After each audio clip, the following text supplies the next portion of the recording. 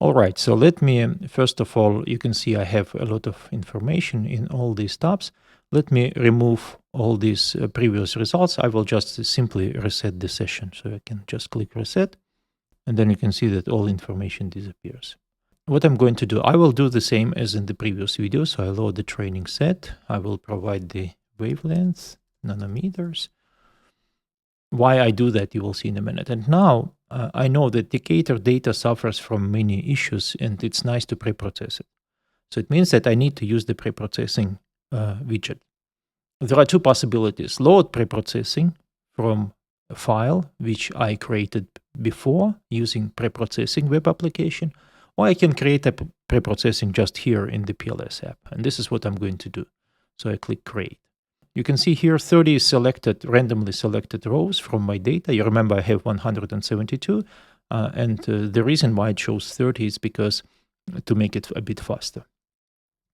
And then you can see this is the raw data, preprocessed data, and they look all the same. Again, all details you will find when you watch the preprocessing app. In this case, I will make just a quick selection to show you how it works. So I will start with Savitsky-Golay. I will use a filter of width 7, second polynomial, and second derivative. Save. You can see this is still raw data, but if I go to preprocessed data, you can see it's pretty different. And then I can also color by response, because I have response values, the fat content, right? So I can color by response, and then you can see a very nice gradient between the shape of the spectra, of the preprocessed spectra and response. Then you can see this is for raw data, it's very well hidden, this information about the response. But after the second derivative, it looks pretty good.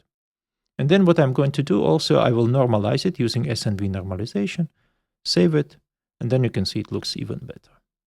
So that's actually, this is what I want to use. So what I'm going to do, I click finalize.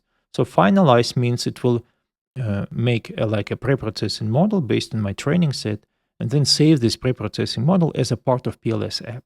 So when I apply PLS to new data or to test set, the preprocessing will be automatically applied. Okay, so let me finalize it. The rest is the same. I create data, I create model with 20 components. Center scale, create, Venetian blinds, I generate the Procrustes validations. It's the same procedure as in the previous video, but now look how good the model is, right? So now you can clearly see the R squared is 996 for the validation set, for the Procrustes validation set. So it looks pretty good. So again, I will talk about plots in the next video. I will check only one plot. It's the this RMS E value. So this is the selected optimal value. You can see I can select 8 and have even a better model.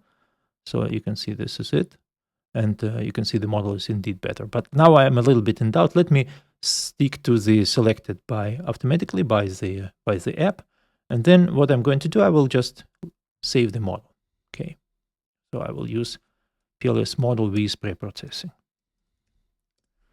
Okay. So what it gives me? It gives me the following. So now if I go to test set and load this new model, and then look, first of all, in the model info, I have this information about preprocessing. It shows me 2 methods. And if I move mouse inside, you can see these are the methods, Savitsky-Golay and normalization. So I know what's going on inside, right? And now I'm going the same test set, unprocessed, not preprocessed test set as I did before. And the preprocessing is automatically applied. You can see it's very fast, right? And then you can see that indeed the plot looks much better. The quality is much better than without preprocessing. And now I can test the figures of merits, and then I can see that probably 5 components was a good choice, right? If I use 6, I can gain a little, but then if I use, for example, 7 or 8, I do not gain anything. So this selection was relatively reasonable in this case, right? So I don't need to change anything here. Likewise, for predictions, I just load the model with preprocessing. And then I load, again, you can see these 2 methods here. And then I load the new data.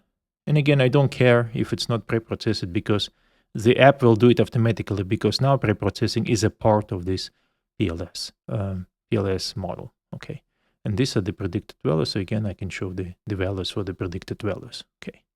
So preprocessing makes your life a bit easier. You need to train preprocessing model only once. You can load it also pre-trained model, or you can do it exactly here, and then automatically it will be applied automatically to the test set and to the new set. What else? You can, of course, change it, right? So if you, for example, you can delete it, of course, or you can change it.